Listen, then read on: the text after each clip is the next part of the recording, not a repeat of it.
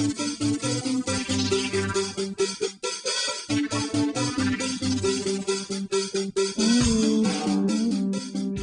ako mag-asawa ang mga pare, hanggang hindi naapektuhan yung kanilang paglilingkod sa Diyos. Bilang isang Katoliko, ako ay hindi pumapayag na mag-asawa ang mga pare. Para sa akin, ang pagpapare ay isang bukasyon na kailangang magsakripisyo ng isang tao. Pumapayag ako na mag-asawa ang mga pari.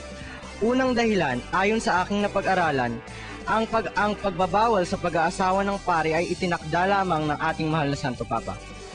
Ikalawa, kung magiging kasalanan man ang pag-aasawa ng mga pari, ito'y sa aking palagay ay patatawarin ng ating mahal na poong Diyos. Ikatlo, kung magkakaroon siya ng pamilya, magkakaroon siya ng katuwang sa pagpapalaganap ng ating mahal na relihiyon na Katoliko.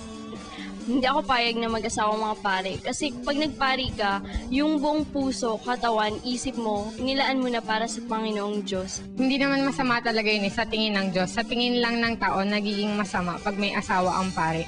Pero sa tingin ng Diyos, pantay-pantay lang tayong lahat. Pare-parehas ng karapatan. Hindi pa ako sangayon sa pag-asawa ng isang pari. Pagkat po ayon sa aking napag-aralan, ang pagiging pari po ay pagiging isang banal.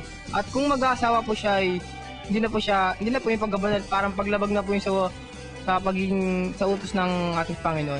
Payag po akong mag-asawang pare kasi naniniwala ako na lahat ng tao may karapatang lumigaya, hindi kasalanan ang mag-asawa unless na mas malaking time mo para sa Diyos. Hindi dapat mag-asawa ang isang pare sapagkat ang kanilang pagmamahal ay dapat nakatuon lamang sa Diyos.